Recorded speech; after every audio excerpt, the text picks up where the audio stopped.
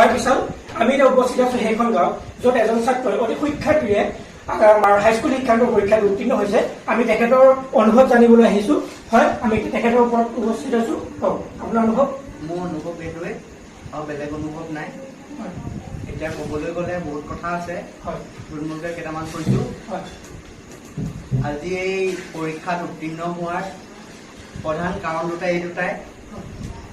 যিহেতু এইখন গাঁৱত কাৰেণ্ট নাই, চলে ট্ৰেইন ধৰণৰ চিনেমা আজিলৈকে ৰিলিজ হোৱা নাই, জুই আৱিষ্কাৰ হোৱা নাই এইখন গাঁৱত। সেই তেনে অৱস্থাত অনুভৱ আৰু মানৱে যিদৰে দল লাগি শিলগুটি দলিয়াদলি কৰি তাৰ পৰা যি ফিৰিঙতিৰ সৃষ্টি হয়, সেই ফিৰিঙতিৰ পৰাই মই পঢ়িলোঁ, আৰু সেই ফিৰিঙতিৰ বাবেই আজি মই এই অৱস্থাত উত্তীৰ্ণ হৈছোঁ, এই স্থানত উত্তীৰ্ণ হৈছোঁ। ধন্যবাদ। আপুনি কিমান মাৰ্কছৰ উত্তীৰ্ণ হৈছে? মোৰ পাৰ্চেণ্টেজটো হৈছে 99.6। মোৰ আৰু পালোহেঁতেন, কিন্তু নকলৰ অভাৱৰ বাবে সেইটো নাপালোঁ।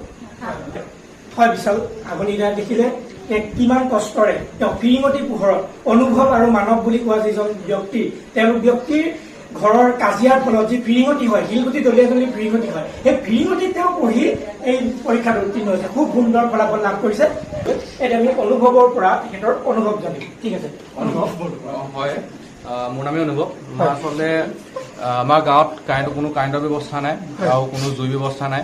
আচলতে ইয়াত মানে কি বিড়ি খাই মানুহে বিড়ি পেলাবলৈও নাই, কাৰণ সেই বিড়িটো গোটেইটো খুপি পেলায়, নাথাকে, একোৱেই নাথাকে, অকল চাই এখন থাকে। সেইখনৰ পৰা এই বেচেৰা ল'ৰা এটাই কেনেকৈ পঢ়িব কওকচোন।